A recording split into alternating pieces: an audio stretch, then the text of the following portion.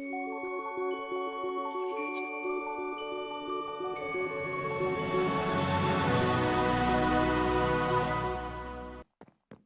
welcome to episode 7, and thank you for everybody who watched the last episode with the shulker shop here.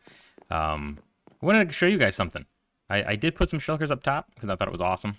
I didn't show that last video. And listen.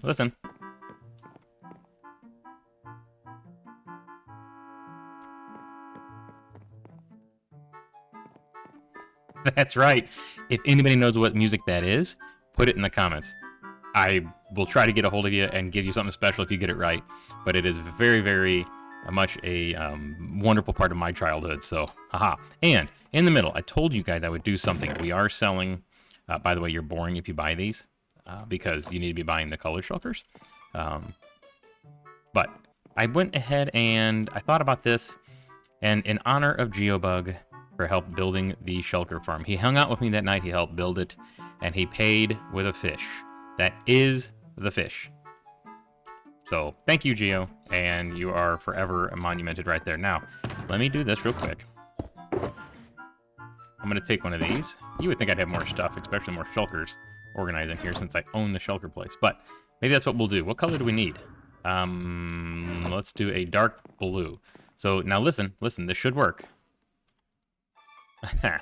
If I throw it on there right. Okay, thank you. Now listen. And the music, it's just wonderful. Okay, so that sound is from the exact same place that the sound you hear while shopping at my little market. Anyway, so when you walk out, there you go, you don't hear it. So if you're just walking down, see, it is dark. I knew people weren't setting, lighting this up properly. We got this. There we go, okay. But if you're just walking along and you want this, you just come so close. Hey. Oh, there it is. It was just restarting. It's on a disk loop. Uh-oh. Ah! Ah!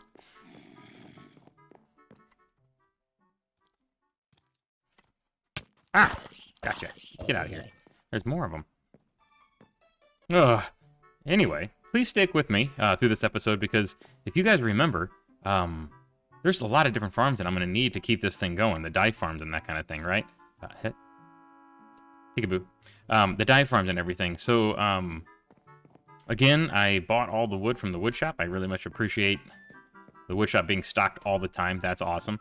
The mud bricks here behind me and everywhere else, I had to make my own little farm for, which I think we'll start out there as far as the first little farm that I'm going to decorate and get kind of fixed up. I think it'll look really good. And then maybe we'll go into some other farms. So let's hop back over to the base, and I'll show you where I was thinking.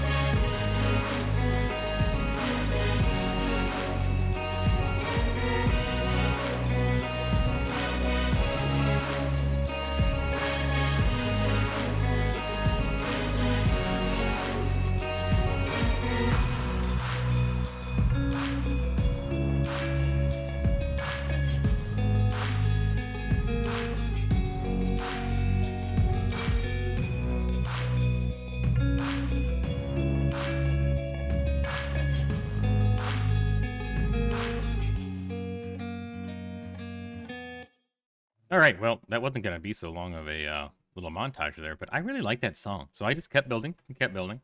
Did some more variety in this little area here, and I got my wall into a point. I don't know if I'm going to go past that point, but I at least wanted to go to there. It would be great if I could wrap it around and kind of keep going. But I want to focus on this area a little bit more. I did obviously get the mud farm rebuilt, and I have a water tower that does two things. It supplies water, at least aesthetically, to the mud farm. I love my little bridge. It's such a simple bridge, but it works really well. Supplies water to the mud farm, and it hides my up and down elevator to the trading hall. So I've got some thoughts about this little area back here, and hello, I got like 16 sheep in there or more. So sheep farm will be coming as well, I think, in the future, because why else? I don't know. I don't need wool per se, but I kind of like the idea of maybe making a pasture or something and having them in there. So let's drop down here real quick, because something else I was working on since the last episode is this farm right here. And actually, look at that. You can tell that I've turned my zombie farm into a drowned farm. And it is now not clogging up. It is no longer just going into, let me turn that off. That button right there actually switches it back to a zombie farm. But it is no longer just going into a chest. I do have a sorting system back here, which, if you know me, you know I can't leave it like this. I'm going to have to decorate it. I did this little zombie conversion to drowned, not just for the heads, which I get quite a bit actually, or even the copper, which is even greater. I did that because I wanted nautilus shells, and it turns out you can't get those. That had to be naturally spawned drowned, so had to get those in a different way. I did hook up the zombie flesh, rotten flesh, to those two chests automatically. So now when I am at the farm, all the flesh comes here for trading with the clerics. All the iron comes here for trading with the tool and weaponsmiths. And I finished up putting masons, all 12 of these. I wanted this whole bay to be masons because, oh yeah, we got terracotta. We've got bricks, which is great because I'm tired of going and trying to find clay. We've got dripstone, which is very, very cool, and glazed terracotta. What else do I got? I don't remember what I... Oh, okay, just additional colors, cyan and magenta as well. So we got quite a bit of building materials. I don't use terracotta very much. But I like the idea of it, and maybe I'll try to build it into some of these future builds. That guy right there, what is that? The dripstone, I think, is going to be probably the majority of the next build, is the major block of the next build I've got in my head. And that next build is going to help with the dye farms. I need a bone meal farm, which I've done all this without. Been kind of aggravating. Oh, well, aggravating, but I did buy a lot of bones from the bone shop and just converted it into bone meal. But if I'm going to have a barn, I think I'm going to put right here.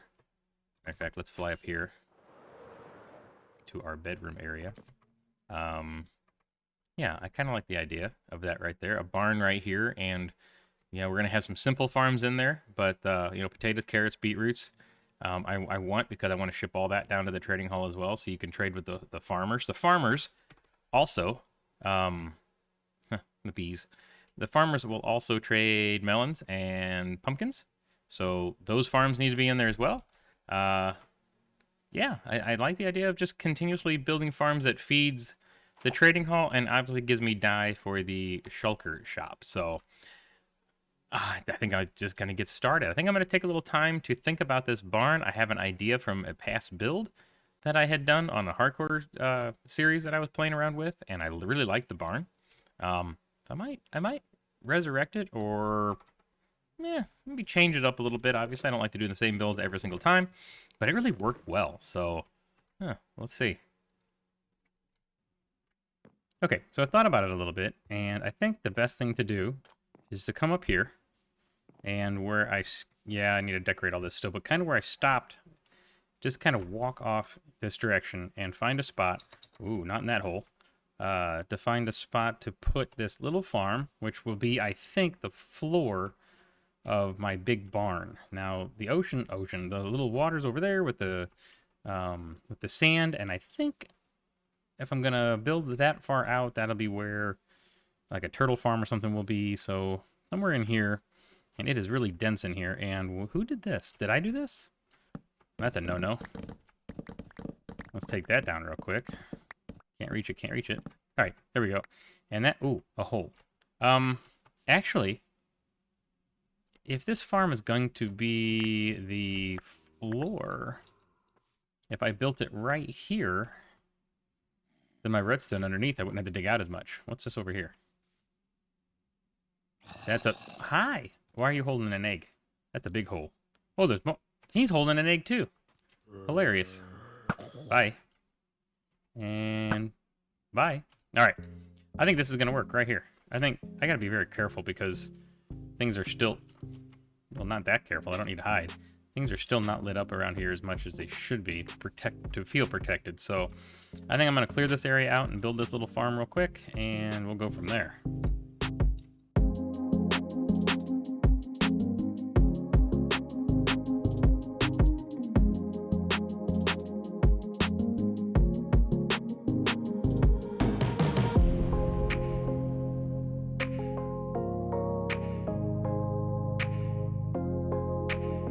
Okay, well, very simple little farm.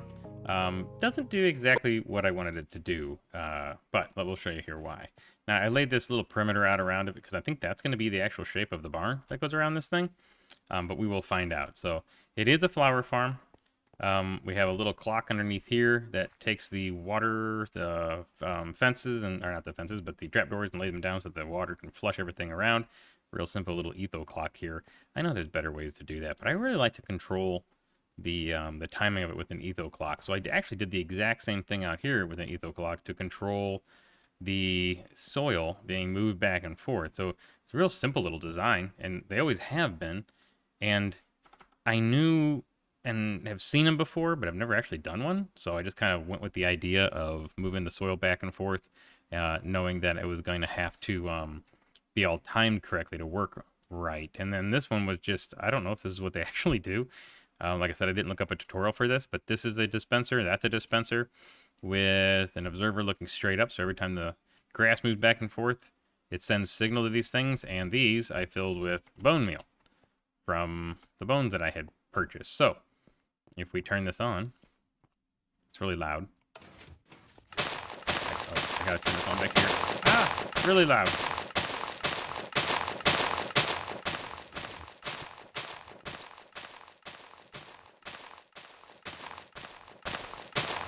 So there you go. Real simple. Now, does anybody else see a problem with this? Red and yellow. Red and yellow. I'm in a dark oak forest. Red and yellow. Pretty much all I'm going to get from this thing. So, that's not a big deal. It's actually kind of nice. Let me turn this thing off. It's ridiculous. Oh, okay. It is kind of nice to get all the yellows. And a little bit of mud with some minecart hoppers underneath it really makes this filter down a lot faster. So I'm going to have all the yellow and red that I can have. I already had all the red. So really I built this whole thing just for yellow. But you know what? That's okay. Why? I've always wanted to build one anyway. Now I have a much better idea of how they work. And I think it would still be a really cool idea to have this thing as the floor of this building I'm going to make right here. So it was well worth it.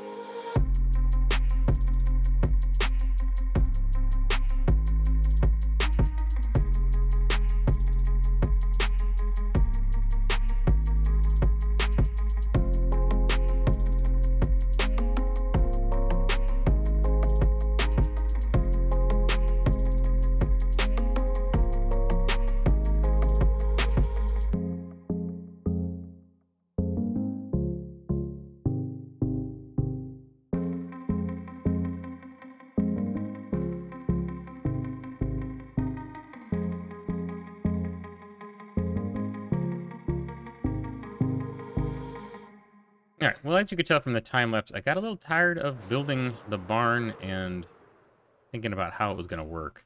I did like the roof. The texture of the roof, the shape of the roof is something I pulled from a barn that, again, I had done in a hardcore series probably a year and a half ago or more. Barely fixed the overhang, but it's not going to be much of an overhang because these 4 walls, all of them are exactly the same right now except for the door.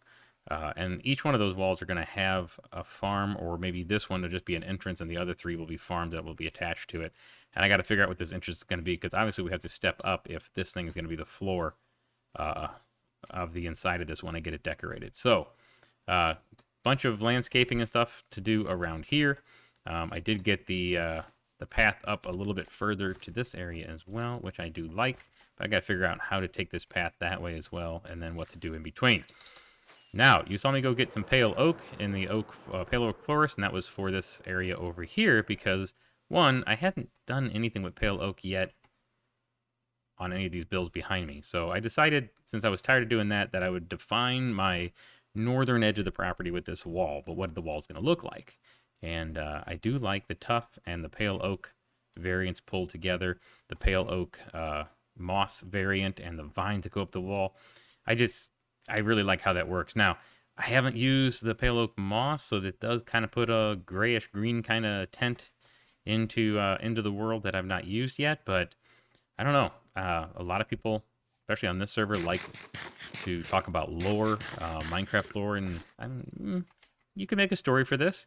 You know, maybe by using the pale oak here, it spreads, and that maybe helps deteriorate some of this walls. You know, that's why it looks the way it does. I don't care. I like the way it looks, and it's just a design that I came up with. Now, the only thing that's missing from it is lighting. And I think on the outside, I want the lighting to kind of maybe tier over or kind of bend over, terrace over the outside and provide lighting just along that face of the wall. And then I want to get rid of all these torches in here and provide some kind of lighting up against the wall on this side too. Maybe every other light or pillar, because you know it's got these pillars every 7 or 8 blocks, which kind of gives the wall its own distinct pattern. And then you can't have a straight wall. Let me go into F4 and I'll show you. You know, there, look at that. It terraces the wall from, well, in this case, from left to right over to here. You can't put straight walls in. Straight walls are boring. So there's that wall. And then I've got to get a wall maybe somewhere up in there, in that area. And then everything in between needs to be built out, and that'll be my base. Honestly, kind of ambitious for this late in the season, but it'd be fun. And like I said, I want, you know, farms everywhere, and there's as many amount of farms as I can get. So anyway, I appreciate everybody who stuck with me to this point. I hope you like the music in the background for those clips, because I don't know, it was just a lot of motivation and motivating songs and music, and I just kept going, just kept doing stuff. So I'd like to get a couple more videos out pretty quick here, but we'll see. It's a busy time for in real life and work and all that kind of stuff. So anyway, stay with me, hit subscribe, hit the like button. I love you all. Thank you very much, and I'll see you later.